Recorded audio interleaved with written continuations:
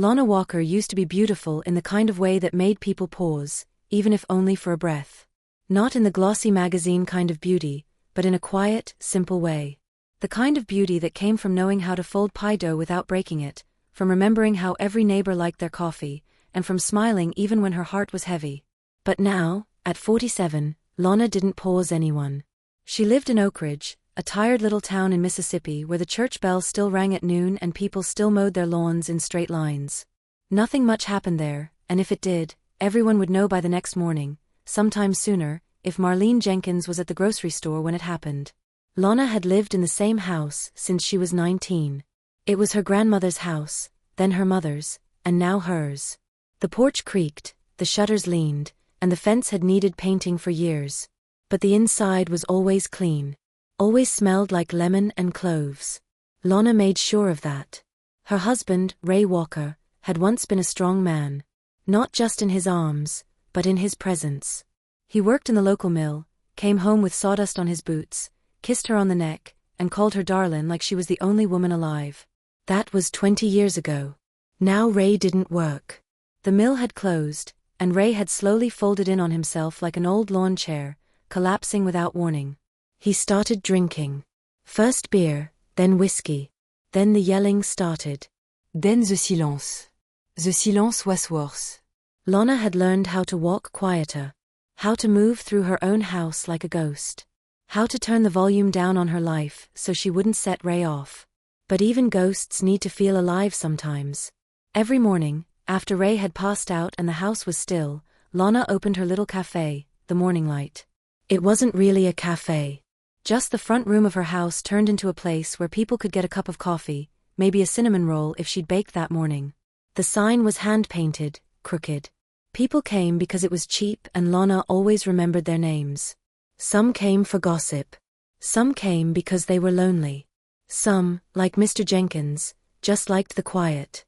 Lana liked the quiet too. Until she didn't. It was the second week of June when they arrived, the construction crew. A new stretch of highway was cutting through the hills outside Oak Ridge, and with it came men in orange vests, trucks that roared louder than the morning freight train, and dust that settled on every window. People talked. Foreigners, someone muttered at the grocery store. Don't speak English, another added. Lana didn't pay much attention until one of them came into her cafe. It was raining hard. The kind of southern rain that doesn't bother with a warning, just shows up, furious and full. The cafe door opened and in stepped a man, tall, soaking wet, dark-skinned, with a kindness in his eyes that seemed out of place in a world where people rarely looked at each other anymore. "Excuse me, ma'am," he said, and his voice was soft, deliberate. "May I come in for coffee?" Lana blinked. He had an accent, French maybe, or African. His hair was cropped short. His shirt clung to his shoulders. There was something about him. He didn't belong in Oak Ridge, and yet he stood there like he wasn't afraid to take up space. "Sure," Lana said, stepping aside. Coming out of the rain. He nodded politely, dripping on the floor. "Apologies," he said. "You will clean it." "It's just water," Lana replied, handing him a towel. He dried his face and sat at the small table by the window. She poured him a cup of black coffee, her hands steady though her heartbeat wasn't. He thanked her. No sugar, no cream. "I'm Jordan," he said. Lana. He smiled. It was the kind of smile that came slowly, like the sun rising, unrushed and real. Over the next week, Jordan came back. Always around the same time, always alone. Sometimes he stayed for 10 minutes, sometimes longer. He never asked for more than coffee. Sometimes a slice of peach pie. They talked, about nothing and everything. He told her about Dakar, the city he was from. About his mother, who taught high school literature. About how construction work in America was hard but better paid than back home. He said he missed the ocean. Lana told him about her garden. About her daughter, Casey, studying nursing. About how she never liked the taste of whiskey, not even on holidays. She didn't tell him about Ray. One afternoon, Jordan brought her a small wooden carving. A bird, wings outstretched. "My mother taught me how to carve," he said. "This one is for you." A bird should always remember it can fly. Lana didn't speak. She just held the bird in her hand and tried not to cry. The next morning, she wore lipstick for the first time in years. She told herself it was for no reason. But she knew. So did the ladies at the church. And the man at the gas station. And Mrs. Henderson, who stopped coming by for cinnamon rolls. The rumors started like they always did, quiet and cruel. She's got a man now, Someone whispered. A black man. From Africa. What would her mother think? Lana heard them. But for the first time in decades, she didn't flinch. Because for the first time in decades, she had something to lose. And that meant she was finally alive again. By the end of June, the summer heat in Oak Ridge wrapped itself around the town like a damp wool blanket. The air was thick with the smell of cut grass and hot asphalt. Dogs barked lazily from porches. Old men fanned themselves under rusted ceiling fans. And Lana Walker found herself looking at the clock more often around 3 o'clock every afternoon. That was when Jordan usually came. She didn't ask why he always came alone. She never asked if he had friends on the construction crew, or if he felt lonely in a town that clearly saw him as other. He never brought it up, either. Their conversations stayed within the safe bounds of ordinary things: coffee, books, food, the weather, memories of distant places. But every time he walked through the door of her café, something changed in the air. It wasn't loud. It wasn't romantic, not in the usual way. But it was real. Tangible. And it scared her more than she wanted to admit. One Tuesday afternoon, the air was heavy with the threat of a storm. Jordan arrived early, just as Lana was wiping down the counter. "You're early today," she said without looking up. He smiled. Rain is coming. The crew let us off early. You always know when it's going to rain. In Senegal, if you don't know how to read the sky, you get wet. Lana looked softly. Jordan sat at his usual table, but instead of sipping his coffee in silence, he leaned forward, elbows on the table. "Tell me," he said. "Do you like music?" "I used to," she said, before the quiet became too loud. Jordan tilted his head. "What does that mean?" She paused, wiping her hands on her apron. "It means I stopped listening. Musique m'aide me feel too much." And feeling too much, it wasn't safe. Jordan didn't say anything for a moment. Then he reached into his pocket and pulled out a small battered phone. He tapped a few times, then set it on the table. A soft rhythmic melody filled the room, African drums, gentle guitar, and a voice that sang in a language Lana didn't understand. But it moved through her like wind. "I used to dance to this with my sister," he said quietly. "Back home, at weddings. At the beach. On the roof of our house." Lana stood still, one hand gripping the counter, her eyes stinging. She didn't know why tears came. She just knew they did. "May I?" Jordan asked, rising slowly, hand extended. She stared at him. Then, wordlessly, she stepped from behind the counter and took his hand. They didn't dance, not really. Just stood in the middle of her café, swaying slightly to the beat of a song from a world far away. His hand was warm, steady. Her heart was loud. She closed her eyes. And for a moment, she was not Lana the wife. Not Lana the mother. Not Lana the woman people whispered about at the gas station. She was simply Lana. A woman in the arms of Someone Wusauer. The song ended. Jordan let go gently, his fingers lingering for just a second longer than necessary. Neither of them spoke. That night, she found the song online and played it again while washing the dishes. The next morning, 2 regular customers didn't show up. By Thursday, one of the church women dropped a flyer in the mail slot, "Prayer Circle for Moral Clarity." By Saturday, Ray found out. She had been careful. Jordan never stayed long. He never touched her in front of others. But Oak Ridge was a town of thin walls and thinner patience. Ray came home drunk as usual, the screen door slamming behind him. "So," he said, standing in the kitchen, swaying slightly. "You got yourself a new hobby, ou?" "Entertaining foreign guests now." Lana didn't answer. He stepped closer. "Et touch you? "Huh? That what you want now? You like it raw or sweet, Lana?" "Tell me." She met his eyes, steady for the first time in years. "Get out." His laugh was bitter. "You think you're something now? You think you're young again?" "You're pathetic." "I said get out." Ray didn't move, but something in her voice must have reached the last shred of decency left in him, because he turned and walked out without another word. The next day, Lana didn't open the cafe. She sat in the kitchen, lights off, the wooden bird Jordan gave her in her hand. She thought about what it meant to fly, what it meant to fall, and which one scared her more. Jordan knocked that afternoon. She let him in, wordlessly, and sat across from him at the kitchen table. "They know," she said. "Ray knows." Everyone knows. Jordan nodded slowly. Do you want me to stop coming? Lana looked at him, really looked. At the calm in his eyes, the strength in his shoulders, the quiet dignity he wore like armor. "No," she said. He reached across the table and took her hand. Not like à lever. Not like a man claiming something. But like a friend encoring another to theirs. "I don't care what they think," he said. I care what you feel point. Lana blinked, swallowed hard, and let her fingers curl around his. Outside, thunder rolled across the sky, low and long. The storm was coming. But for the first time, she wasn't afraid to get wet.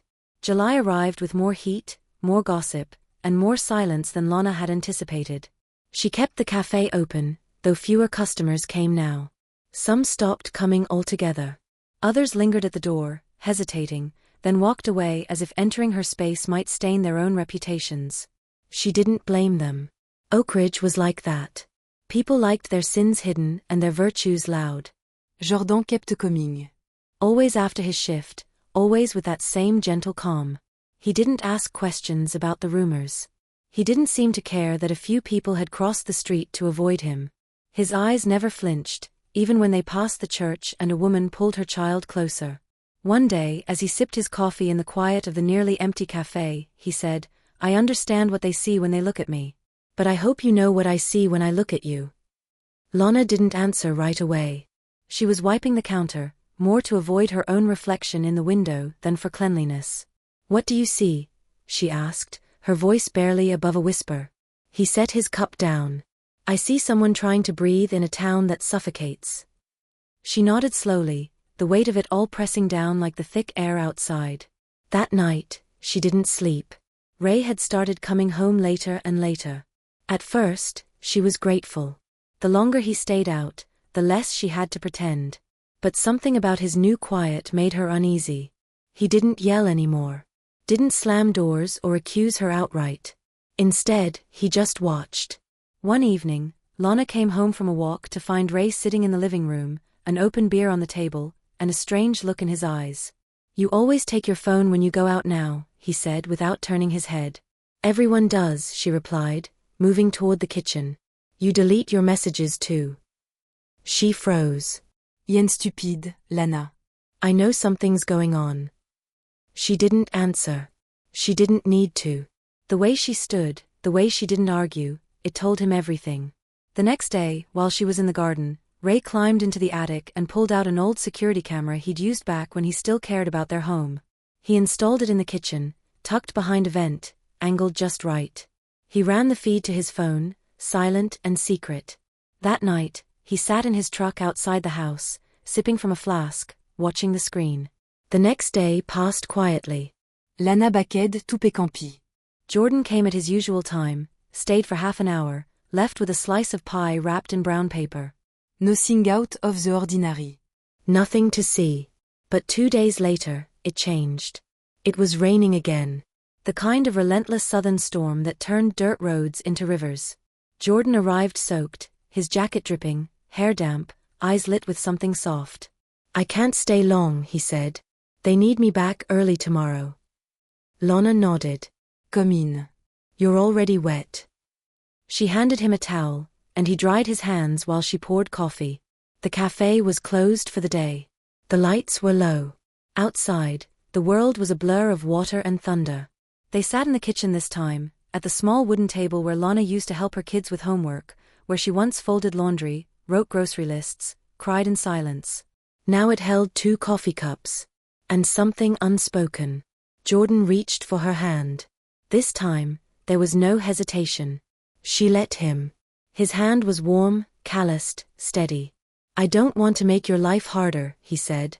"But I won't lie about how I feel." Her throat tightened. It's not your fault. It's this town. It's the way they look at me. At you. Et leaned closer. Let them look. She didn't mean to, but she leaned in too. The space between them vanished. It wasn't rushed. It wasn't clumsy. It was a kiss that came from months of quiet conversations, from shared loneliness, from the strange truth that two people from different continents could feel the same kind of broken. And in that kiss, Lana felt more whole than she had in years. But it didn't last. The sound came first, a door opening. Lana jerked back. Jordan stood, alert, just as Ray stepped into the kitchen, water dripping from his coat, eyes blazing. Well, look at this, Ray said, voice low and deadly calm. Guess the rumors were true. Lana stepped in front of Jordan. Ray, don't. Don't what? Ray said, stepping forward. Don't confront the man screwing my wife in my own damn house. He's not, Lana started, but Ray cut her off with a shove. Jordan moved fast, stepping between them, holding Ray back without striking. I won't fight you, Jordan said, voice even. But I won't let you touch her. Ray's face twisted in rage. You think you can come here, into my home, take what's mine? She's not yours, Jordan said, still calm. She's not something to be owned. Ray lunged again, but Jordan blocked him, gently but firmly. The noise, the shouting, the commotion, was enough to draw neighbors. Someone knocked. Someone called Lana's name through the door. She ran to open it, her voice shaking. Call the police. By the time they arrived, Ray was outside, pacing in the rain, muttering. Jordan stood inside, hands at his sides. Calm. Still. The officers separated them. Asked questions. No one was arrested, but the damage was done.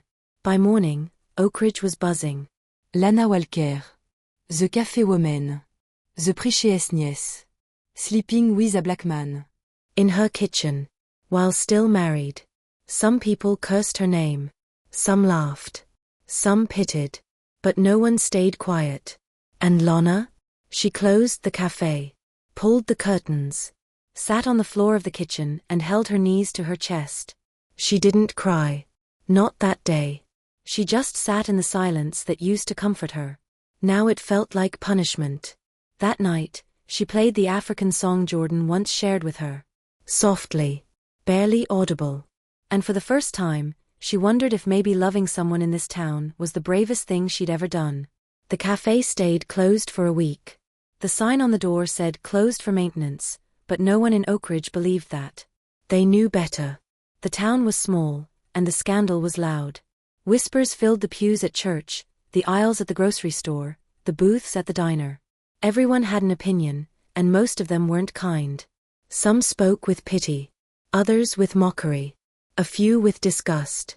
Lana stayed inside. She didn't open the curtains.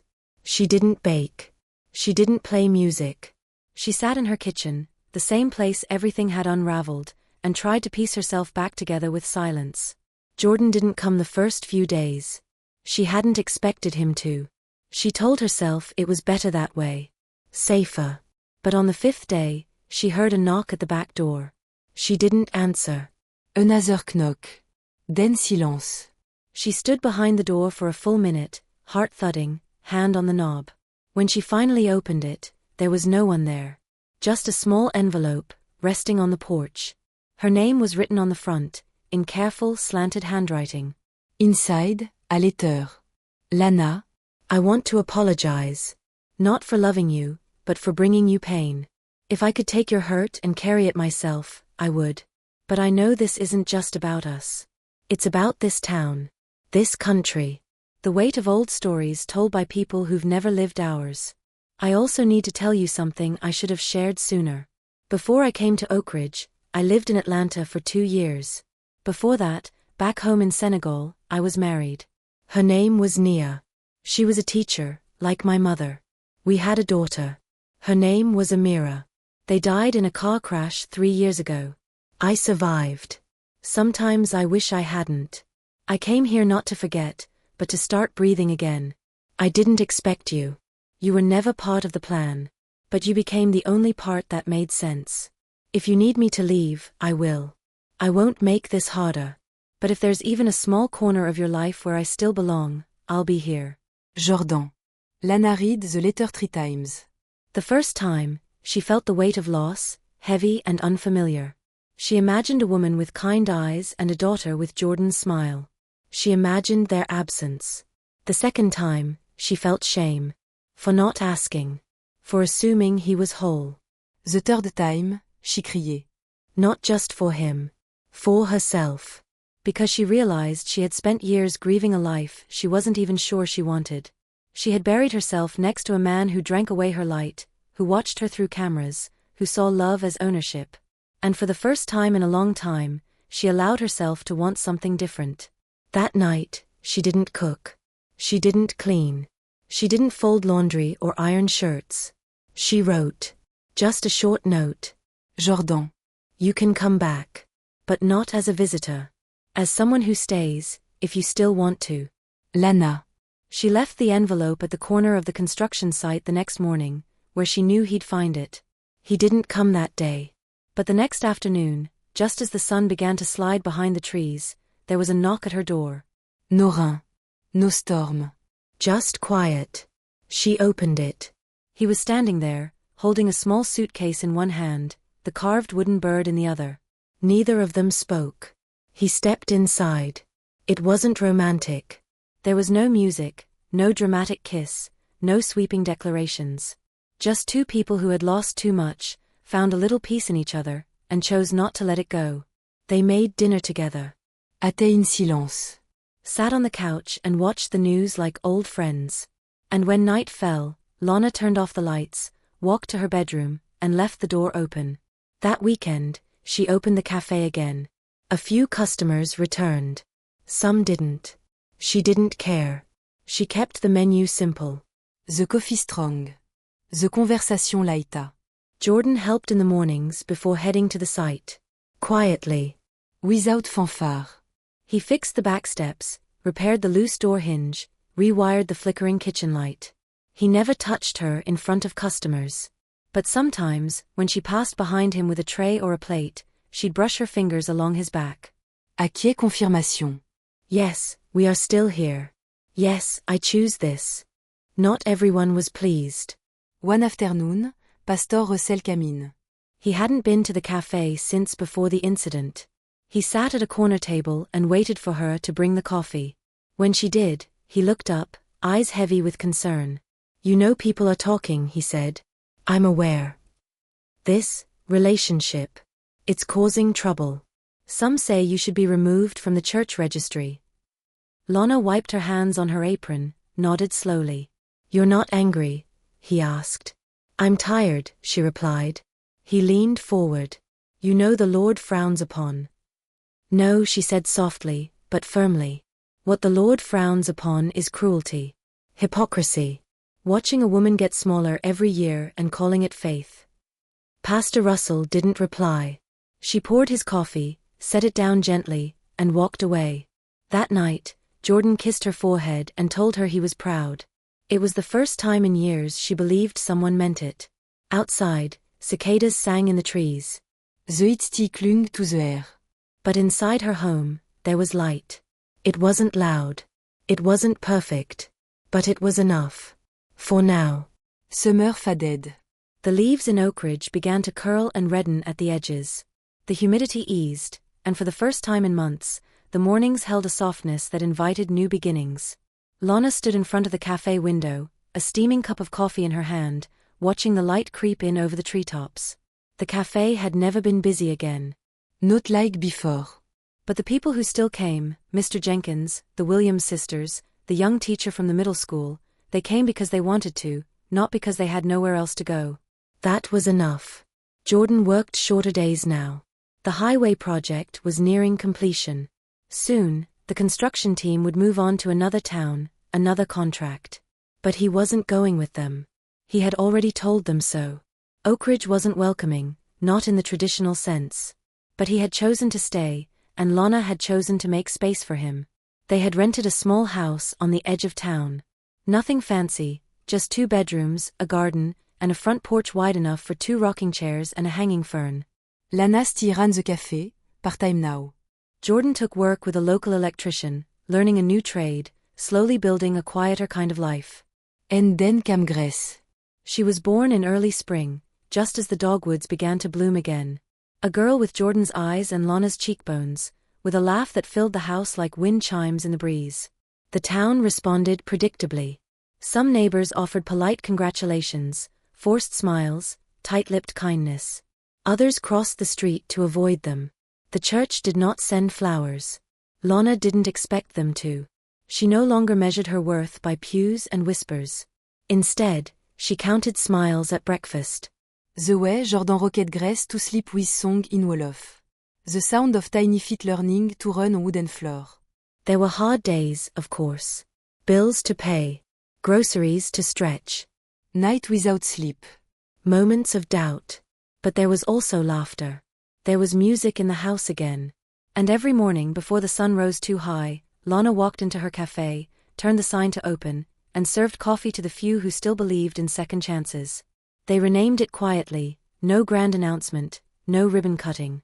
Just a hand-painted sign nailed above the door one Sunday afternoon. Second Chance Café. It was Jordan's idea. He said everyone deserved one. Inside, above the counter, Lana had framed a photo. Just a simple one, a snapshot of her, Jordan, and baby Grace sitting on the porch, sunlight spilling across their shoulders. Underneath it, in small handwritten script, was a single line. We were judged. We were cursed. But we chose love anyway. Tourists passing through sometimes asked about the photo. Locals pretended not to see it. But Lana saw it every day. It reminded her not of pain, but of courage. Of the exact moment she stopped surviving and started living. One Saturday morning, nearly a year after Grace was born, Casey came home. Her daughter stood in the doorway, backpack slung over her shoulder, a tired smile on her face. Lana hadn't seen her since the baby was born. They had spoken, brief, cautious phone calls, but there had been distance. A space filled with unspoken things. Now she was here. Casey looked at Jordan, holding Grace. At her mother, behind the counter. And then she walked in. I like the new name, she said, touching the edge of the sign. Lana swallowed. So do I. Casey nodded, eyes softening. She's beautiful, she said, looking at her baby sister. Lana stepped forward, her voice catching. I'm sorry, One. I know this isn't the life you expected me to have. No, Casey said, shaking her head. It's better. They embraced. Low. Quiet. Healing. Later that night, after the cafe closed and the baby was asleep, Lana and Jordan sat on the porch, watching the sky fade into that perfect southern blue-gray. You think she'll come back for good? Jordan asked.